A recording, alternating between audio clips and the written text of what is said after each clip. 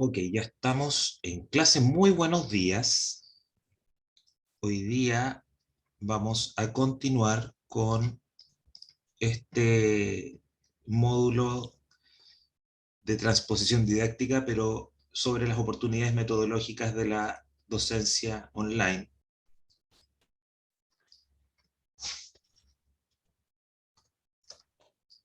Voy a compartirles pantalla.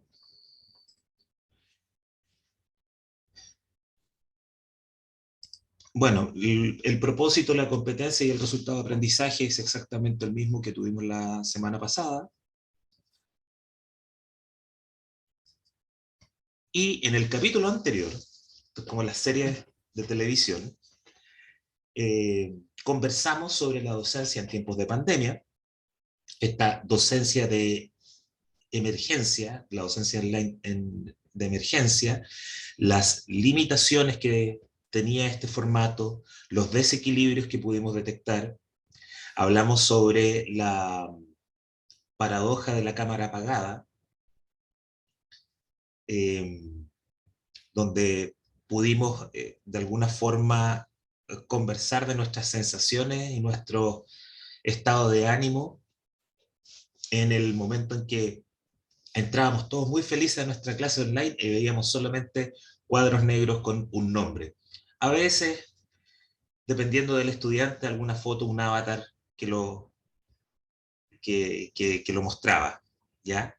Pero muy pocas veces había interacción cara a cara en tiempo real, ya por estas distintas limitaciones y desequilibrios que encontramos en la implementación tecnológica.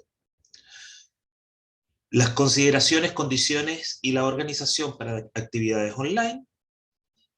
Conversamos un poco sobre la integridad académica y hicimos demostraciones de Mentimeter y Kahoot. Para la sesión de hoy vamos a iniciar con un breve taller. ¿Cuántos grupos tenemos acá? ¿Alcanzan a ver dos? Sí. Sí. ¿Sí? Ok, entonces lo que yo voy a hacer, voy a habilitar las salas. Voy a dejar de compartir esto para que no se nos complique tanto. Y voy a habilitar dos salas de grupos reducidos, donde ustedes, ahí están, ustedes pueden autoasignarse para reunirse con sus compañeros. La idea es que, de lo que conversamos la semana pasada, ¿se acuerdan que habíamos dejado las instrucciones del taller 2? La idea es que ustedes me puedan comentar o puedan eh, organizarse sobre alguna actividad online que quieran realizar en su curso. Entonces ustedes me van a tener que contar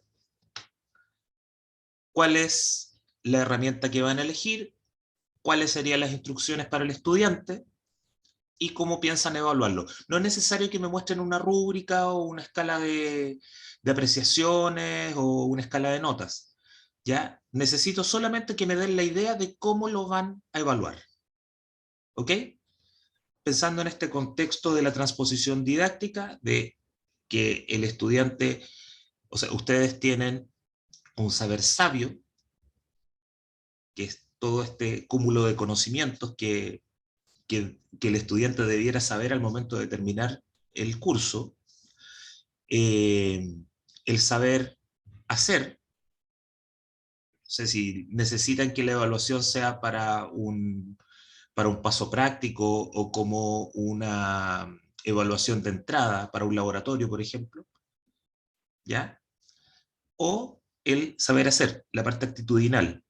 Esto lo podemos ver, por ejemplo, si ustedes quieren implementar un ticket de salida, ¿ya? Donde le pregunten al estudiante qué fue lo que a él más le llamó la atención o qué fue donde le quedó más dudas, de manera de poder retroalimentarnos y poder ofrecerle una opción de profundizar y de corregir o de corregir esos conocimientos que detectamos que tienen algún tipo de deficiencia. ¿Ok? Ahí están las salas, ustedes divídanse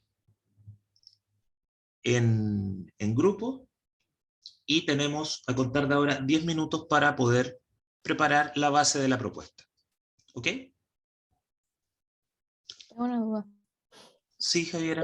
¿Esto es en relación al taller que se supone que teníamos que revisar o es algo que vamos a hacer ahora como nuevo? No, no, tiene que ver con el taller. Es según las ya. instrucciones que estaban en la plataforma. ¿Ya? Okay. Entonces, la idea es que ustedes elijan una actividad curricular, o sea, un curso que haga cualquiera de ustedes, y en ese elijan una actividad en la que quieran aplicar estas herramientas. ¿Ya? Ustedes conocen sus asignaturas, así que ustedes vean. ¿Ok? 10 minutos para la idea preliminar, después vamos a volver a la sala principal, vamos a revisar las propuestas, cada uno va a mostrarlas, a exponerlas de alguna manera, y en base a eso vamos a hacer una retroalimentación y vamos a hacer sugerencias. ¿Ok? Vamos. Únanse a los grupos, voy a iniciar las sesiones. Eso, no tenía idea cómo hacer. ¿Y desde el celular cómo me tengo que meter? En el celular hay un botón ahí que dice sección de grupos o breakout rooms, dependiendo de la versión. Ahí me apareció. Sí, ahí me apareció. Gracias. Ok. Ya se fueron a la 2 los chicos. Vámonos a la 1 entonces, Gisela. Emma, tú estás con...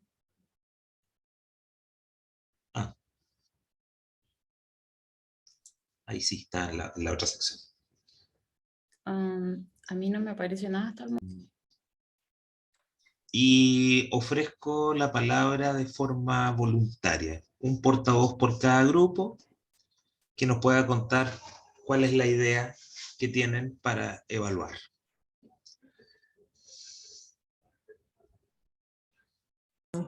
No sé si quieren partimos nosotros. Sí, pues grupo 1, parte primero. Nosotros somos grupo 2. No. Nos cambiaron Sí. el número. Somos el grupo 2. ¿En Sí, serio? yo juré Ya. que nosotros éramos el O 2. sea, estábamos todos trabajando juntos. Sí. Ya, pero no hay problema. Le mostramos Sala, lo que a ver, tenemos. para evitar pugnas, sala 1. Parte. Sala una Ah, parte. ya. Ya. Sí, no hay problema. Sí, porque así terminamos de conversar justo lo que estábamos conversando. Ya.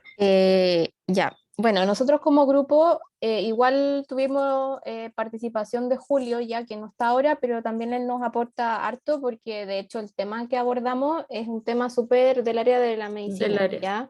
Sí. Gisela no es del área médica, pero igual nos aporta obviamente con su conocimiento. Entonces, basado en eso, seguimos las instrucciones que estaban dadas en el taller y seleccionamos esta última competencia, pero le hicimos una modificación y eso les queríamos comentar porque dado que este tema es tan específico que no nos aplicaría tener como personas externas a la disciplina, porque es como que invitáramos a un arquitecto, ¿cierto?, a opinar sobre una intervención en un paciente que está en estado crítico, porque más encima Julio trabaja en la UCI. Entonces, estamos abordando temas del paciente crítico, entonces lo modificamos un poquito como equipo multidisciplinario. Eso es como lo primero que queremos decir. Perfecto. ¿Ya? Porque aquí sí, aquí sí es de suma importancia que el equipo que participe sea multidisciplinario. ¿Ya? Entonces, esa fue la competencia que elegimos como grupo para trabajar. ¿Ya? En base a eso, planteamos esta competencia como parte de un curso de la carrera de medicina y particularmente en una mesa redonda que vamos a trabajar sobre el manejo y seguimiento del paciente crítico. ¿Ya? A ver, aquí hay una observación primero. Dice Okay. nombre de la actividad curricular. La actividad curricular se refiere al ramo. ¿Al ramo? Ya. Okay. El nombre de la Entonces, asignatura donde vas a hacer esto. ¿Ya? ya. Entonces, si vas a hacer una mesa redonda en el contexto de un ramo, ahí Sí. está, eso es lo que tienes que enunciar acá. Ya, ok. ¿Ya? Entonces ahí lo cambiamos por la asignatura. No me acuerdo cómo se llama la Perfecto. asignatura, pero la completamos. Ya, programa de medicina. Listo. Entonces, elaboramos 3 niveles de desempeño para poder, ¿cierto?, responder a esta competencia. El primero era establecer las problemáticas en el manejo y seguimiento del paciente crítico. Luego, seleccionar los diferentes puntos de vista de expertos y equipo multidisciplinario para el manejo y seguimiento del paciente crítico. Y luego, demostrar manejo en la comunicación de las intervenciones realizadas en el paciente crítico al paciente y a su grupo familiar. ¿Ya? Esos fueron los 3 niveles que consideramos.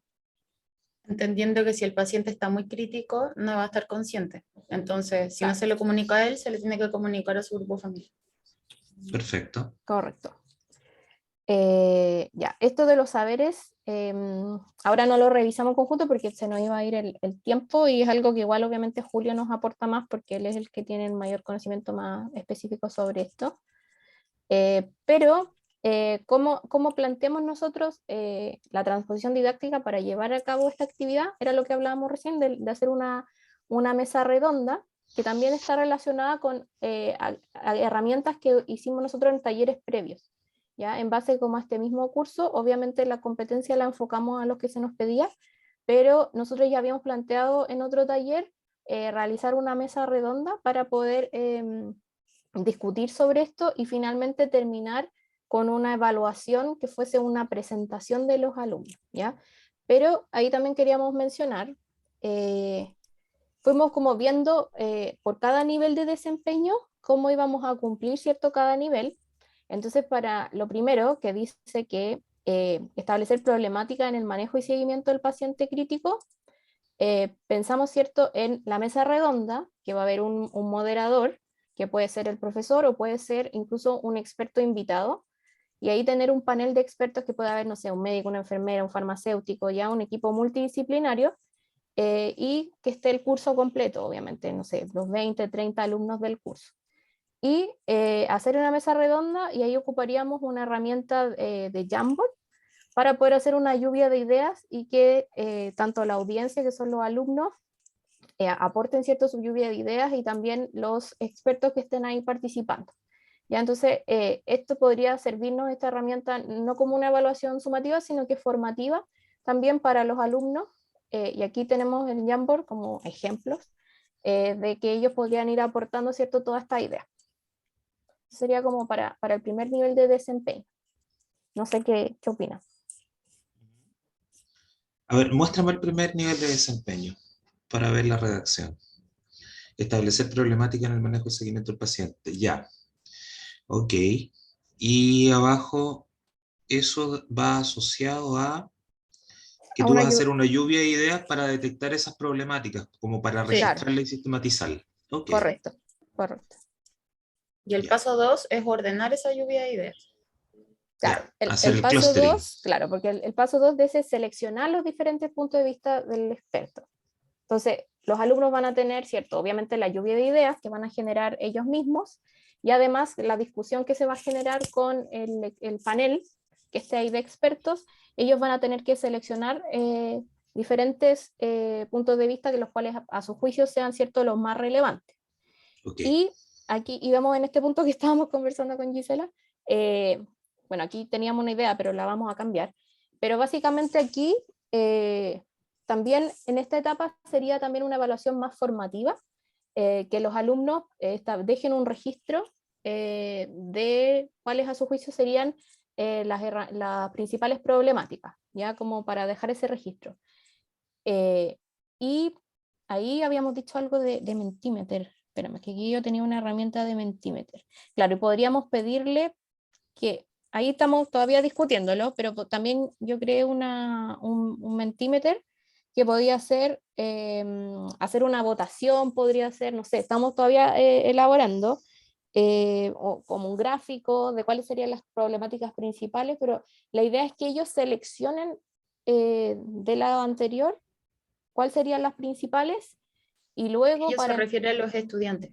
Sí, a los estudiantes.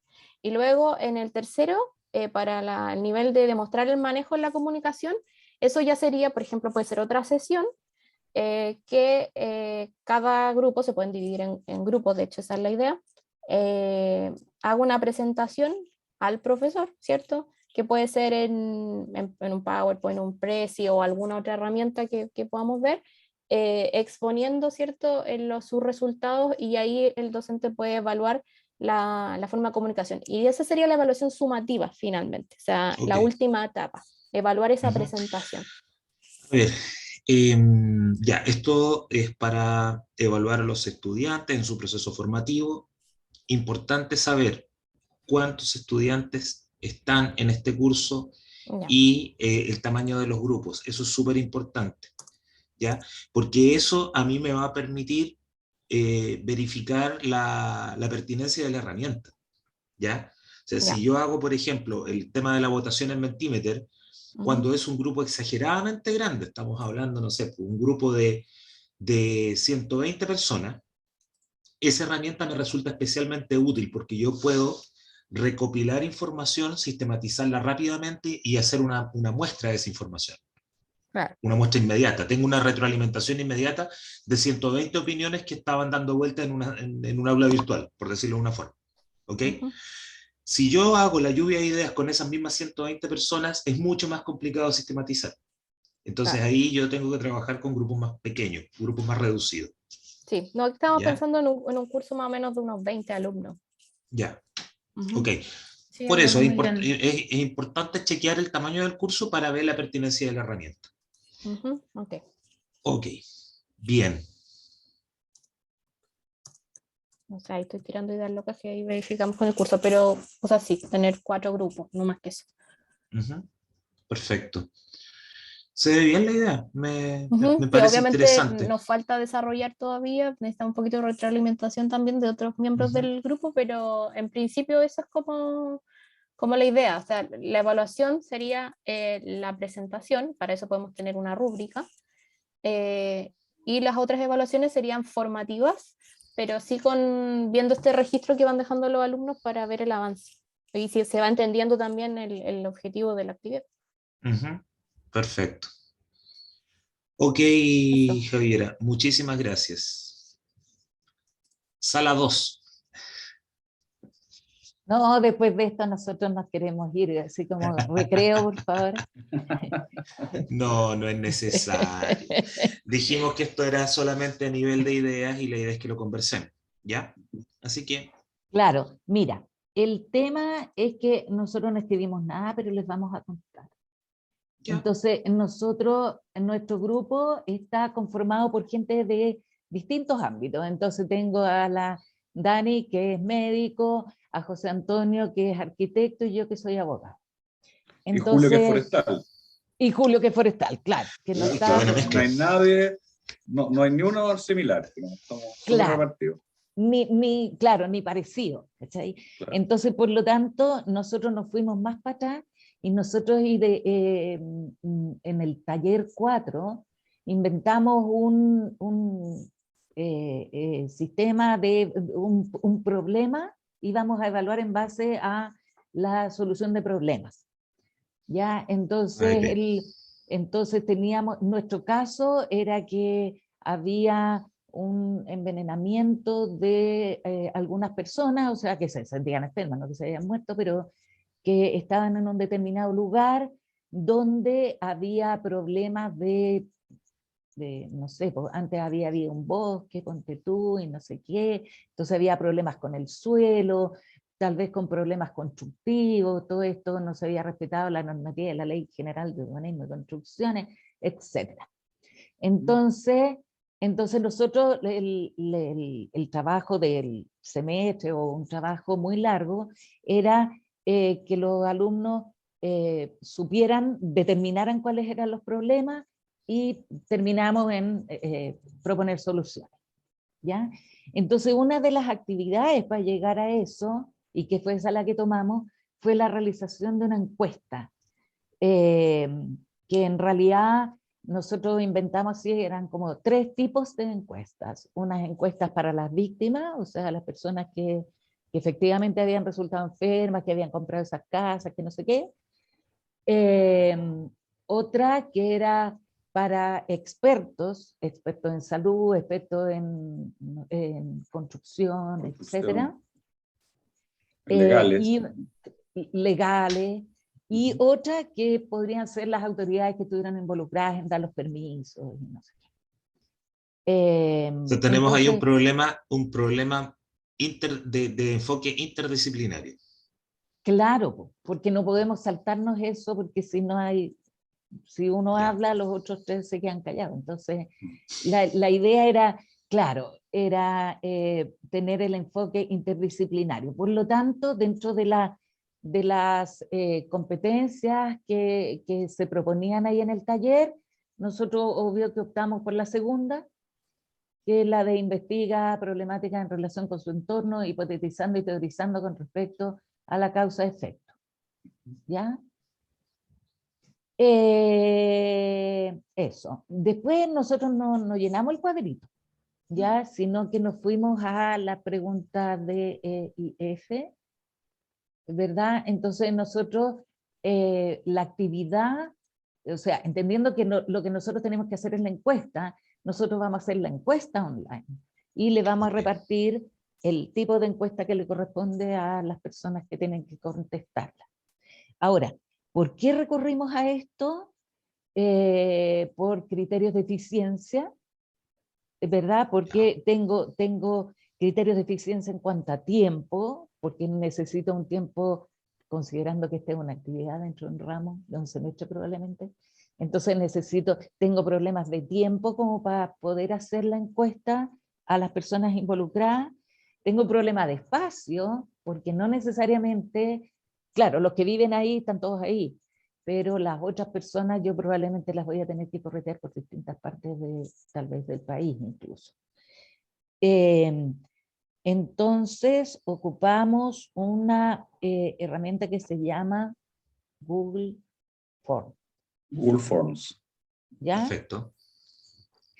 ¿Cuál es la gracia también de este sistema? Es que nos va a manejar los datos. Entonces no voy a tener tanto tiempo, los alumnos por lo tanto no van a tener que perder tanto tiempo cachando las estadísticas, ¿no? Entonces, por lo tanto, voy a tener a los alumnos más preocupados de enfocarse en el diseño de la encuesta propiamente tal y a partir de los resultados proponer la solución. Es lo que yo busco, así como en el fondo. Perfecto. Eso. Espérame, después venía... Entonces, el paso a paso de la actividad, nosotros lo entendimos como que aquí hay un primer paso de los alumnos que tienen que determinar quiénes son las personas que van a ser objeto de la encuesta, ¿no? O sea, dentro del grupo 1 de los gallos que viven ahí, ¿cuántos? 5, ya, ok, 5. De los expertos, ¿quiénes van a ser los expertos?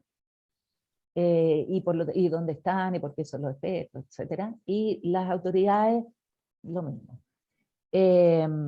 Entonces, por lo tanto, la actividad parte con la elección de las personas que van a responder la encuesta. Segundo, el diseño de la encuesta de cada uno de ellos, que tiene que ser revisado por el profesor antes de Tiene que pasar por la mandar. validación de expertos, etc. Exacto. Ya. Exacto. Y después tengo, y además tengo una actividad de monitoreo de cuántas son las personas que han ido contestando, de manera de irlo molestando ahí para que respondan en la mayor cantidad posible. Y como la plataforma me da eso, me dice cuántas personas llego a contestar, yo voy a tener en algún momento el mínimo que establecí, digamos, al diseñar el trabajo, ya obtenía X cantidad, yo ya estoy, y con eso podemos ir cerrando la actividad. ¿Qué más? Y tengo, y la actividad termina con una especie de exposición de los alumnos de cuáles son los resultados de esta encuesta. ¿Cómo lo vamos a evaluar? Como es un trabajo largo, nosotros habíamos pensado en hacer un checklist de las actividades, un poco que se van desarrollando, pero después estaba pensando, que tal vez debería ser más bien una rúbrica, ¿no? Para evaluar un tema así de complejo.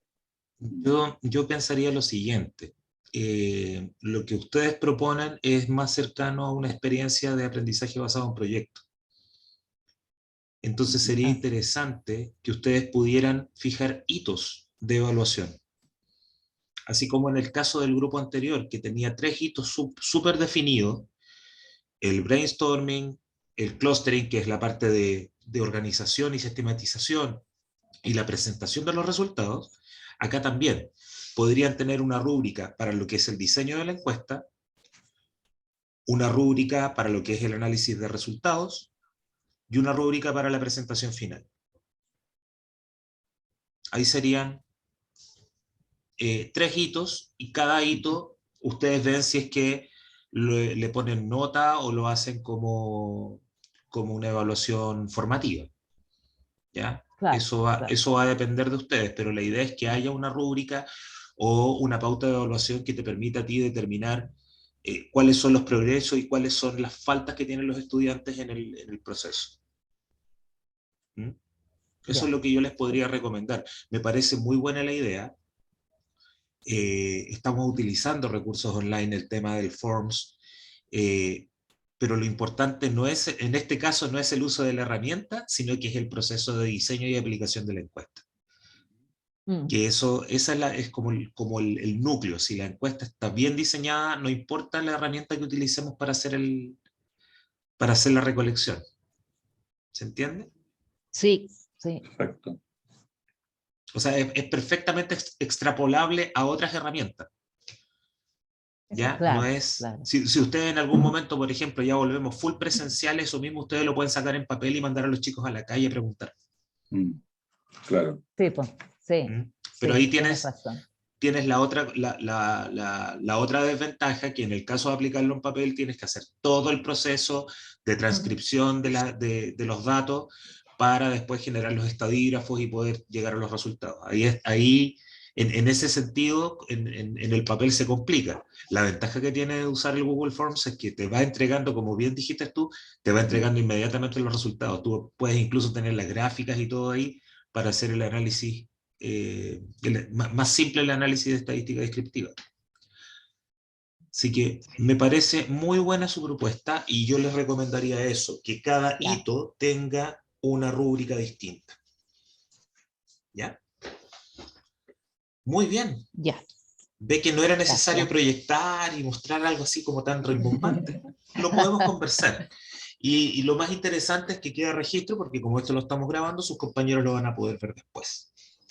Perfecto. Ok, continuamos.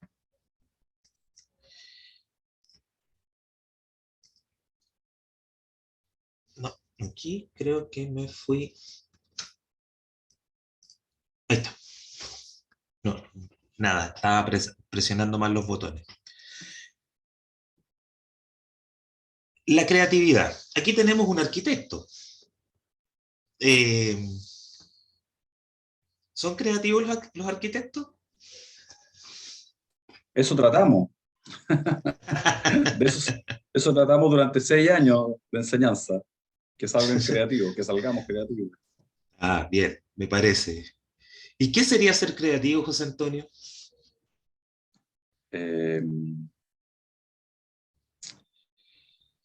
Buena pregunta, difícil de definirlo, pero finalmente desde el punto de vista nuestro, o sea, como de nuestra actividad, la creatividad está valorada, digamos, en elementos que sean como una reinterpretación, porque tampoco uno puede decir como inventar algo nuevo, porque cada vez es más difícil inventar algo nuevo, pero la reinterpretación de ciertos patrones establecidos y ciertos estándares clásicos para poder aplicarlos de manera novedosa, contemporánea, y que sean de alguna manera innovadoras.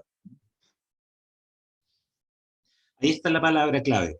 Más que creatividad, innovación. La capacidad que tienes de reinventar, de reinterpretar, de rediseñar. Estamos en la cultura del remix en este momento. Es muy difícil encontrarse con algo estrictamente original, pero tenemos la opción de recuperar ciertos espacios o ciertos entornos creativos y redefinirlos a lo actual, ¿ya? ¿Un médico puede ser creativo? ¿Cómo, Gisela? Por ejemplo, estoy poniéndome en el caso en que sea un médico de salud familiar, ¿Ya? puede ser muy creativo en el lenguaje en el que ocupa cuando necesita comunicarse con sus pacientes.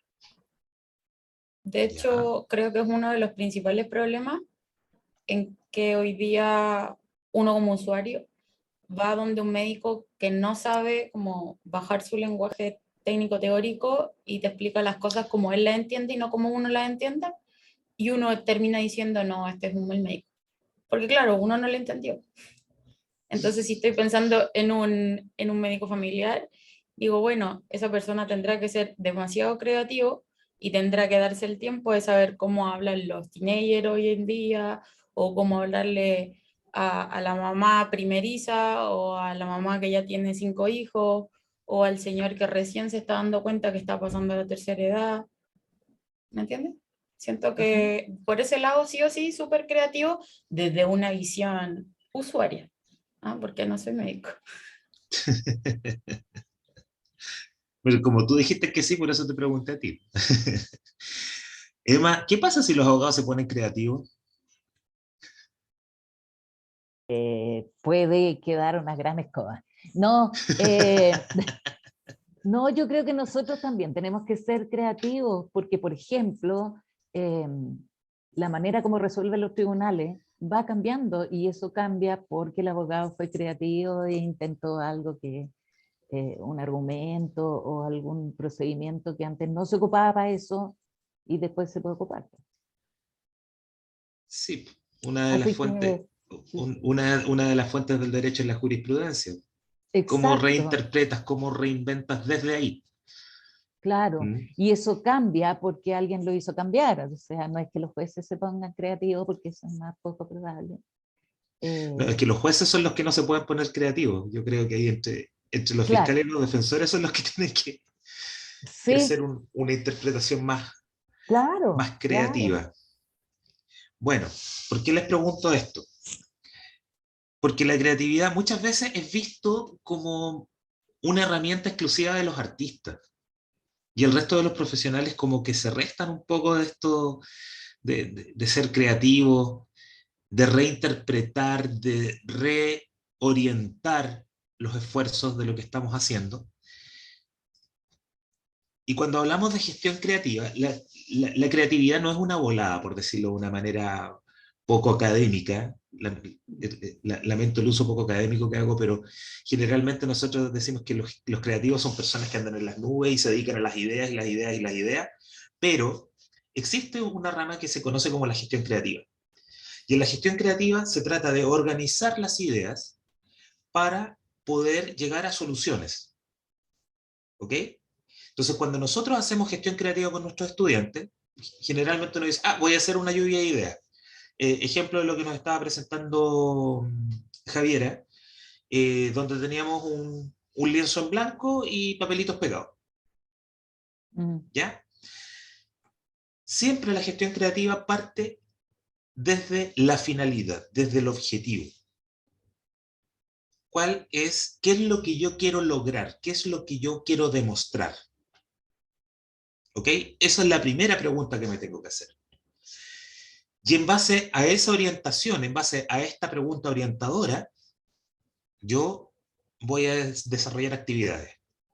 Esas actividades pueden ser individuales o grupales. ¿Ya? En el caso de las individuales, podemos hacer listado de ideas, podemos hacer mapas mentales. ¿Han trabajado con mapas mentales? ¿Trabajan con mapas conceptuales con sus estudiantes? ¿Poco?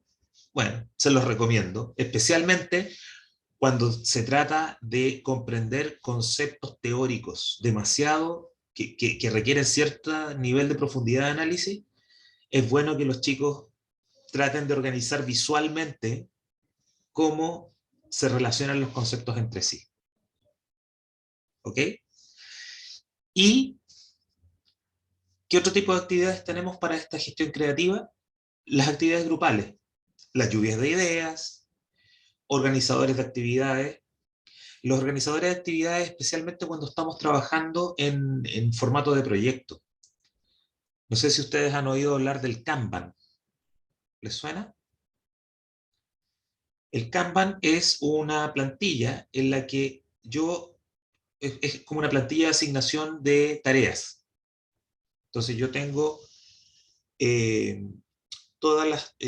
son distintos bloques, yo organizo columnas.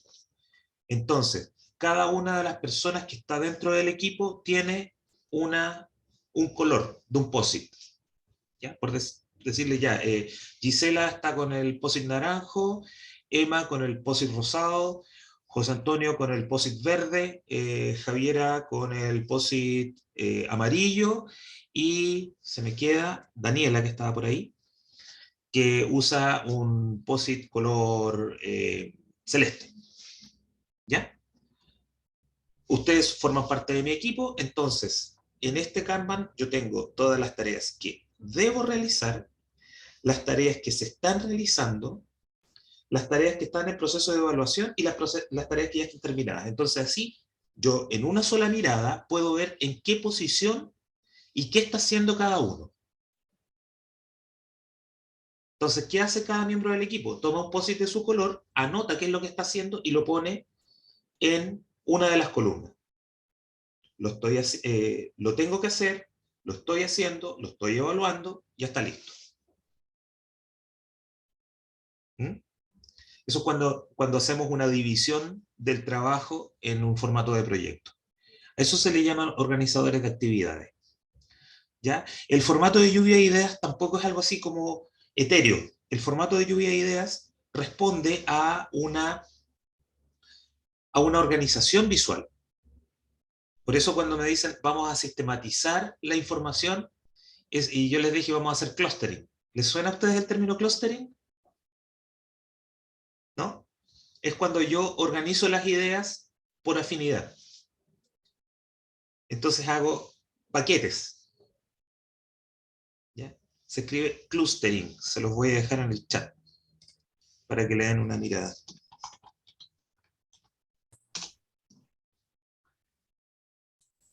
Y el otro, para que lo busquen y lo vean, se llama Kanban. Está ahí en el chat.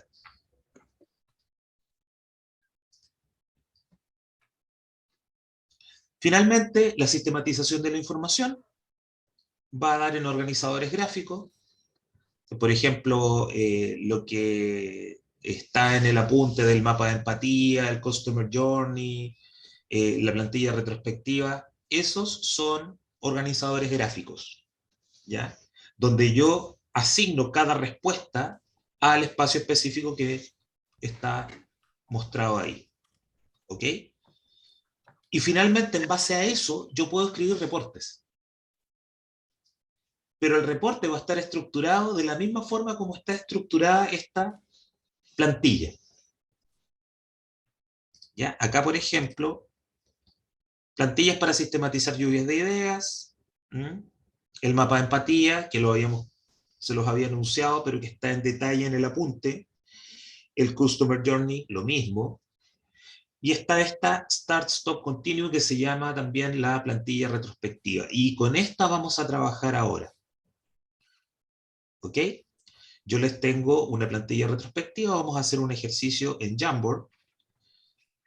Voy a dejar de compartir acá. Hola Héctor. Hola, ¿me acabo de ver escuchan? que llegaste. Sí, perfecto. Sí, es que estoy sin cámara en facultad, mi computador no tiene cámara y estaba Sí. haciendo clase, así que perdón la tardanza, estoy más perdido que el teniente Bello. Un saludo a todos. Hola.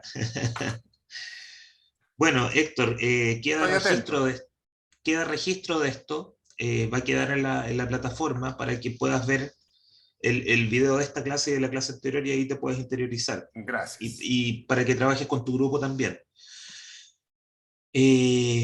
aquí voy a compartir pantalla y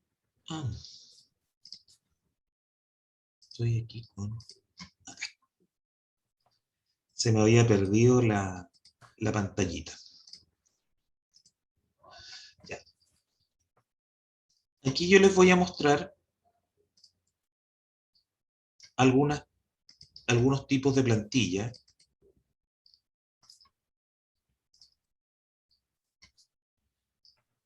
Aquí tenemos el mapa de empatía. Esta es una plantilla de mapa de empatía. La plantilla del mapa de empatía es responder esas preguntas que están ahí en un grupo, en un grupo de personas. Esto generalmente es el equivalente a hacer un focus group. Cuando ustedes hacen un focus, el focus es como una especie de entrevista grupal, ¿sí o no? Donde uno va planteando temas y las personas van respondiendo y eso ustedes lo van grabando y después lo sistematizan.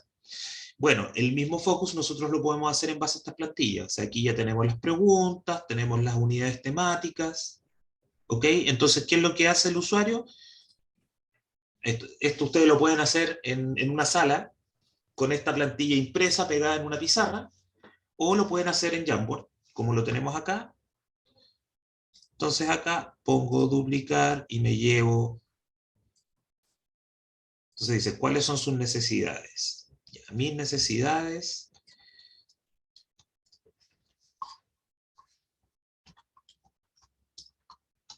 Por ejemplo, vamos a hacer un mapa de empatía asociado a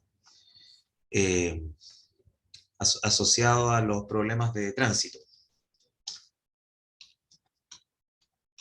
Perdón, una consulta. Donde estás poniendo 1, 2, 3, 4, es una parte de cada uno de los segmentos, ¿cierto? No, Eso, no. eso piensa, siente, escucha, ve, dice y hace. Eso también se pone de acuerdo a lo que uno está desarrollando. Correcto. Ya, no son Correcto. Es que plantillas estas fijas. son plantillas fijas y lo que cambia es el tema. Por ejemplo, podría ser donde dice piensa y siente. Yo voy a poner, por ejemplo, manejo del contenido.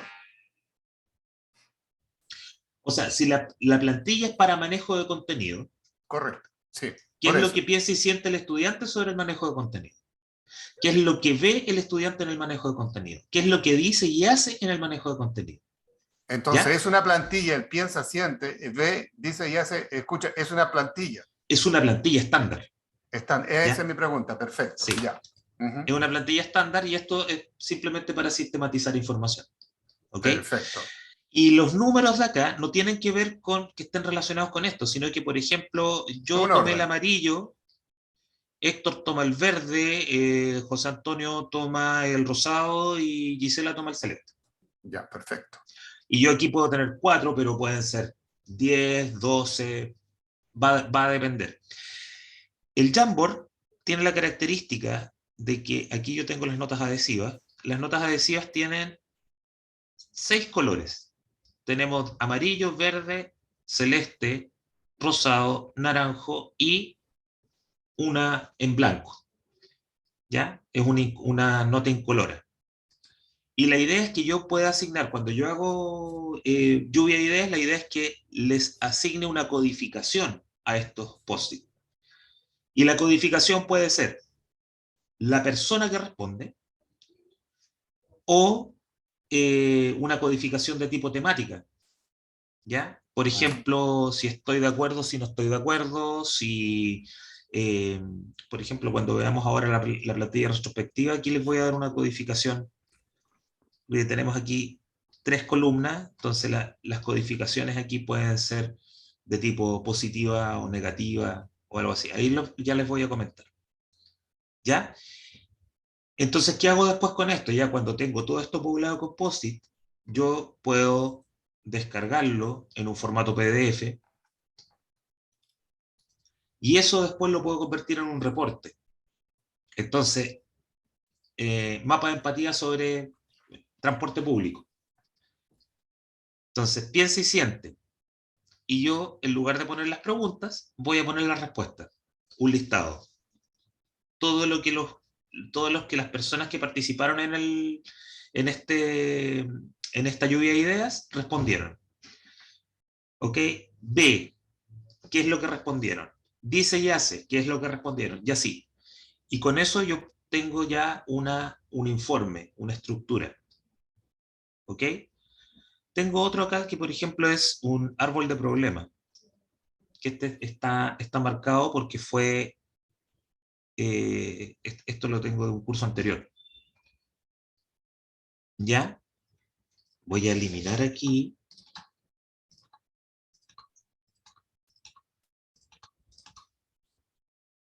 ¿Han trabajado con árbol de problema alguna vez? ¿Sí? No. ¿Saben cómo funciona? Ya, no saben cómo funciona. Ya. Todo lo que está acá abajo, todas las raíces, porque esto es un árbol, ¿ya? Entonces tenemos raíces, tenemos tronco y tenemos Follaje. las ramas o el follaje, ¿ya? En la raíz tenemos cuáles son las causas del problema. Entonces puedo tener una causa de primer nivel y causas de segundo nivel. Las causas de segundo nivel me van a llevar a determinar cuál es la causa de primer nivel. Con estas causas de primer nivel yo determino cuál es el problema central. ¿A dónde me tengo que enfocar? ¿Ya? ¿Y qué efectos y consecuencias está provocando ese problema?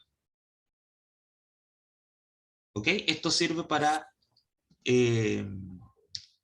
lo podemos revisar encuestas. Por ejemplo, el árbol de problemas es súper útil cuando yo sistematizo información de encuestas, porque yo puedo determinar ciertas causas, puedo determinar cuál es el problema central y puedo determinar cuáles son las consecuencias que me va a traer eso. Esto es un organizador gráfico. ¿Mm? Y en esta que vamos a trabajar, y con esto, este va a ser nuestro ticket de salida. De las dos clases que tuvimos, ¿se acuerdan que yo les hablaba del ticket de salida? Bueno, este es nuestro ticket de salida, se los presento. Aquí tengo lo que se llama una plantilla retrospectiva. La plantilla retrospectiva me permite a mí determinar qué es lo que estoy haciendo bien, qué es lo que creo que debo dejar de hacer y qué es lo que tengo que comenzar a hacer. ¿Respecto de qué? En este caso, respecto de su práctica pedagógica, lo que ustedes hacen como profesores. ¿Ya? Les voy a pedir, aquí, claro, yo lo había codificado por persona, pero voy a eliminar uno.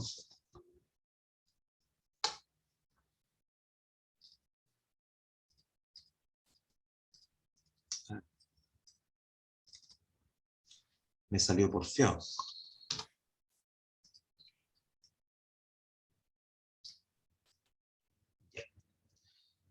Aquí ustedes van a tomar el...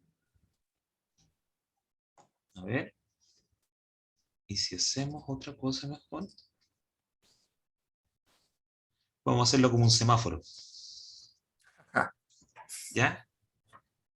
El post-it amarillo lo pegan aquí donde dice que resulta bien, el post-it rojo en qué debo dejar de hacer, y en el verde qué es lo que tengo que comenzar a hacer. ¿Ok? Respecto de su práctica pedagógica, yo les voy a compartir el enlace.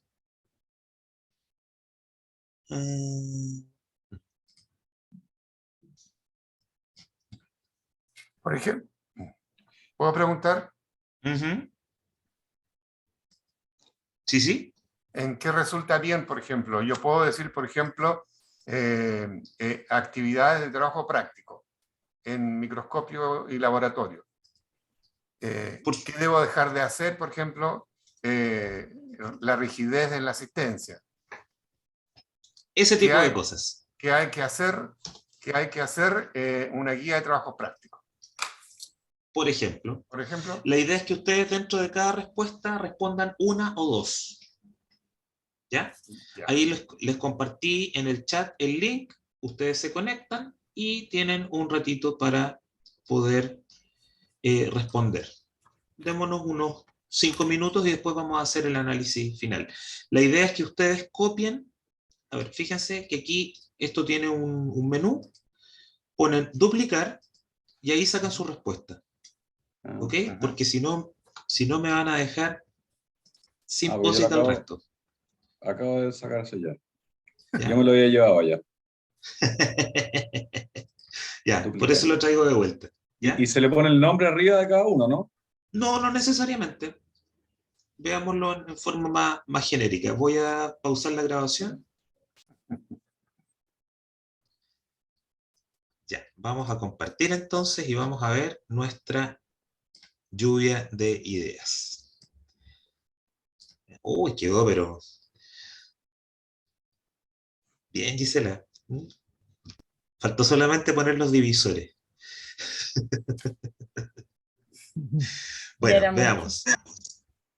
¿Qué es lo primero? Vamos a la columna primero de continuar. Este va a ser nuestro ticket de salida. La comunicación y retroalimentación con los alumnos. Siempre. Eso no es un opcional. Eso es algo que siempre debe estar. Siempre debemos mantener la comunicación y la retroalimentación con los estudiantes, especialmente en los entornos online. Mm. ¿Ya? ¿Por qué? Porque muchas veces los estudiantes se desmotivan por la falta de contacto. ¿Mm? O sea, está bien, a lo mejor no los estamos viendo, pero responder los correos electrónicos, responder los mensajes que llegan por plataforma, todo eso tenemos que tenerlo en consideración. Héctor dice, los trabajos prácticos de biopsias reales al microscopio. ¿Nos puedes contextualizar un poco, Héctor? Sí, que los alumnos, por ejemplo, por ejemplo, en esta situación online, reciben el material, las cápsulas en sus casas, lo ven en casa, pero cuando hacemos trabajos prácticos presenciales en el laboratorio, con las láminas reales y todo, se sienten mucho más conectados, incluso hablan, incluso se ríen, o sea, se genera como un estado como de felicidad. El hecho de estar presencial, trabajar con tejidos reales, no con fotografía digitalizada, manejar ellos el instrumento, todo eso les permite ingresar conocimiento más efectivo. Claro.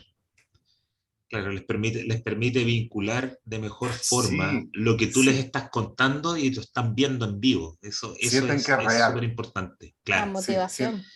eso Sí, motiva. sí. Mm. Además que uno en la biopsia, por ejemplo, los vincula con la biología molecular, con la patología, con la clínica, con los síntomas, con familiares que hayan tenido una experiencia, una enfermedad parecida, etcétera, etcétera.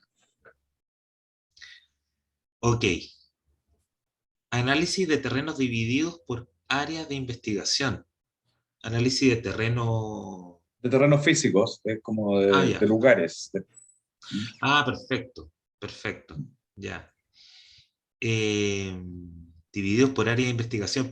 ¿Esto lo pusiste tú, José Antonio, supongo? Sí, sí, sí, sí. Lo que pasa es que cada vez que nosotros tenemos un encargo, ese encargo está dado en un terreno o en un lugar específico, ¿cierto? Entonces, lo que ha resultado súper bien es dividir el taller en grupos y cada grupo se enfoca en un análisis específico del área. Por ejemplo, uno estudia los flujos vehiculares, peatonales, etcétera. Otro grupo estudia los usos de suelo, si hay colegios, universidades, centros médicos, tipo de vivienda, equipamiento, etcétera. Y así se va dividiendo y seccionando el análisis y posteriormente cada grupo hace una presentación a todo el taller de su área específica que investigó y así quedamos todos expertos de alguna manera en cómo funciona ese lugar específico. Perfecto. ¿Mm? Muy bien. Tener una escucha activa frente a los conocimientos que los estudiantes traen. Fundamental. Esto es fundamental porque ellos tienen que incorporar su experiencia a la experiencia de aprendizaje. Eso los hace vincular. Lo mismo que decía Héctor, por ejemplo, respecto de las biopsias reales, la parte práctica te hace vincular.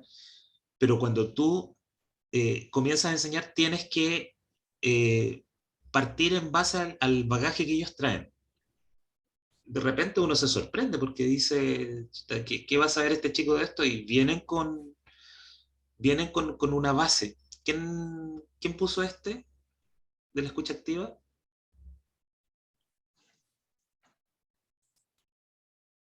Gisela. Gisela, ¿verdad? Sí. Sí, yo puse la escucha activa. Me he Bien. llevado buenas he aprendido mucho haciendo esta tarea. Escucharlos primero y después hablar.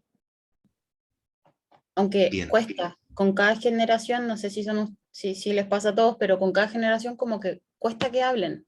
Mm. Sí, Como que hoy día es más fácil mandarles un WhatsApp y que te respondan a que en serio tú le preguntes y ellos te respondan en la cara. Por eso es importante empezar a buscar alternativas metodológicas. Ujú.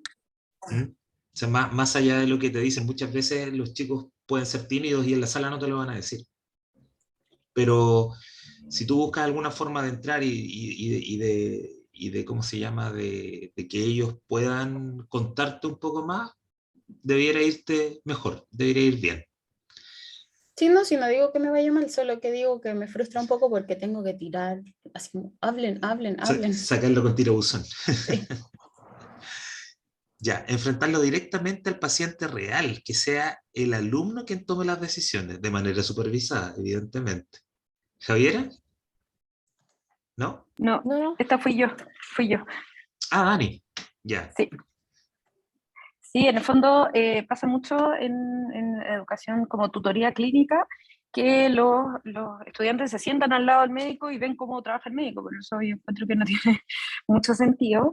Y lo que me gusta hacer es sentarlos a ellos y que ellos tomen el rol del médico tratante y hagan la entrevista, definan cuál es el problema, pidan los exámenes y le marquen la pauta a seguir al paciente.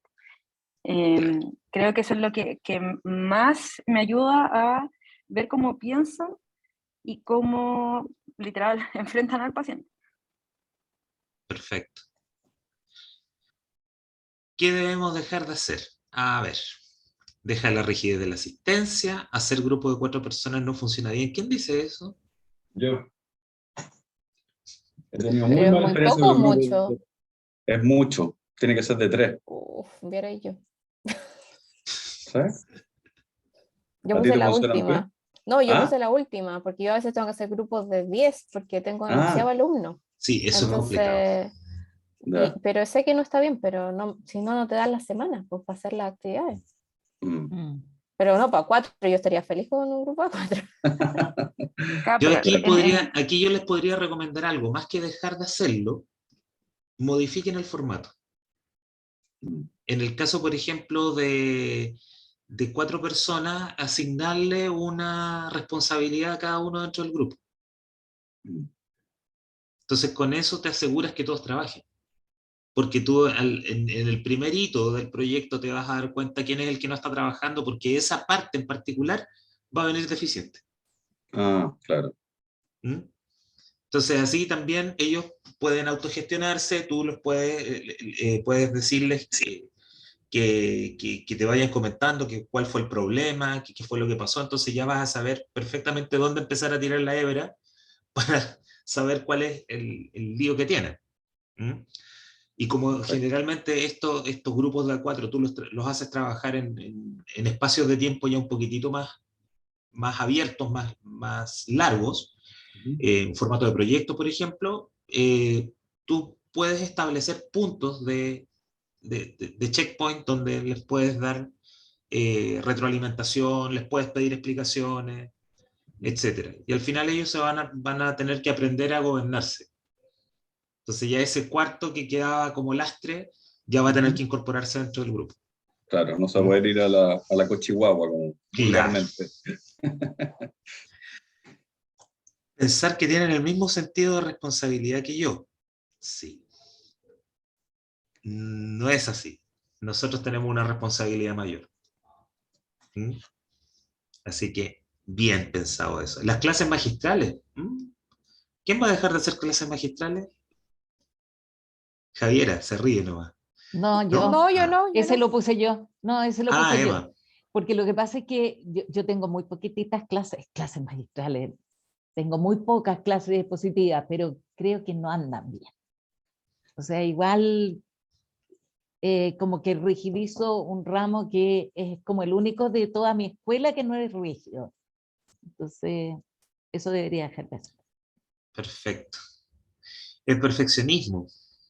Esta fue la Gisela. ¿Sí? Lo perfecto es enemigo de lo bueno. Dicen. Sí, tengo un post-it al frente del espejo que dice, es mejor hacer poco, no, es mejor hacer mucho, pucha, voy a tener que ir a leerlo. No te lo aprendiste todavía. No, porque Claramente todos los no. días lo leo y digo, como que depende del día, digo, sí, esto vale. No, olvídalo. Pero va Perfecto. muy guiado con lo que arriba expusieron mejor mis compañeros, que dice pensar que tienen el mismo El mismo sentido de sentido de responsabilidad que responsabilidad yo. que yo. Sí, va por ahí, es como pensar que en verdad ellos tienen que lograr que piensen como yo no es, no va. Entonces, de repente me fijo en cosas tan chicas que todos los días estoy diciéndome, yo creo que si no le corrijo esto, en verdad igual va a estar bien o ya aprendió. Estoy todo el rato pensando esas cosas. Ya. Trabajo Ah, ya me grupal. acordé. Lo perfecto es enemigo de lo posible. De lo Lo perfecto es posible. enemigo de lo posible. Hay que Bien. hacer que las cosas sean posibles, no perfectas. Bien, me lo voy a anotar. Lo voy a dejar aquí también en un post-it al lado de la pantalla. Trabajos grupales con número elevado de alumnos. Ahí el tamaño no, el tamaño del grupo no es lo importante, sino qué actividad le vas a designar. Entonces yo te recomendaría que ahí, en lugar de eliminar o de pensar en eliminar los grupos grandes, pienses en la actividad que les estás pidiendo. ¿Ya? Hay actividades para grupos grandes y cuando tú los planificas bien, debieran andar bien. ¿Ya? ¿Qué hay que hacer? ¿Qué vamos a comenzar? Desarrollar una guía de trabajos prácticos en papel. Ok. Monitorear la tramitación de los casos. Bien. Mejorar la rúbrica de evaluación de los seminarios prácticos y evaluar tamaño de los grupos. Ese también es tuyo, Javier. Está asociado con el anterior, ¿viste? Ya, ¿viste? Ahí está bien. Mejorar la rúbrica, evaluar el tamaño del grupo. A lo mejor no evaluar el tamaño del grupo, evaluar qué actividad le estás pidiendo, la forma como los vas a evaluar, la forma como los abordas. Ahí tienes que dar esa vuelta. Incorporar rúbrica para las entregas presenciales. Fundamental. La rúbrica siempre. El estudiante debe saber cómo lo vamos a evaluar. ¿Ok? Evaluación de procesos, feedback estructurado y recurrente. Bilateral, también. ¿Ya? La evaluación de procesos, la evaluación formativa. ¿En qué estoy fallando? ¿Qué tengo que mejorar? ¿En qué me equivoqué? ¿Cómo lo mejoro? ¿Ya? El estudiante no está para ganarse una nota, está para aprender. ¿Ya? Y es importante que nosotros sepamos cómo está aprendiendo. Así que esta parte es fundamental. Hay que hacerla.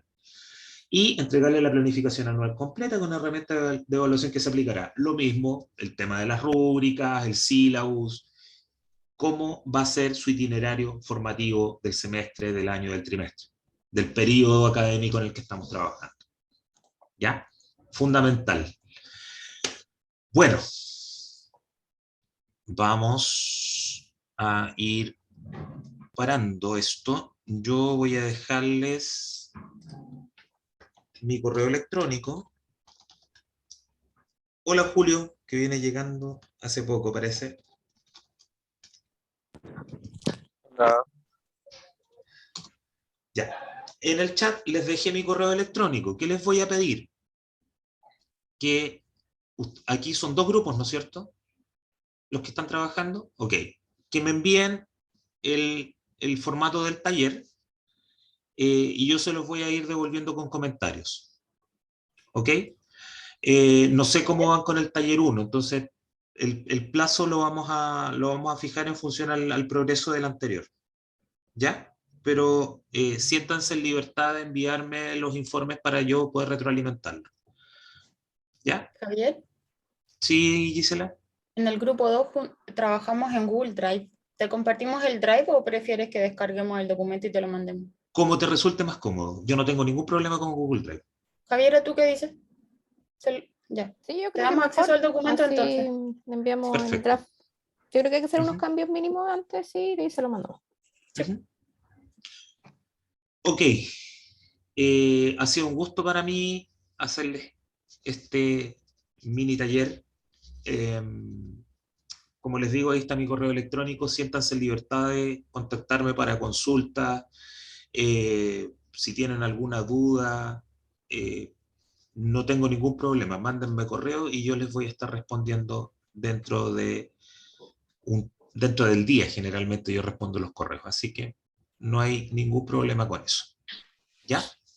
Muchas gracias, Javier. Agradecerles su atención, agradecerles también que hayan tenido la disposición de poder adelantar la hora, que yo en este momento voy saliendo a hacerme cargo de mi curso que tengo acá en Concepción. Y nada, eso. Muchas gracias por su participación y por sus ideas. ¿Ya? No, Ánimo muchas gracias a ti. y que les vaya muy bien. Gracias, Javier. Nos vemos. Gracias. Chao a Chao. todos. Estén bien. Chao. Chao, que estén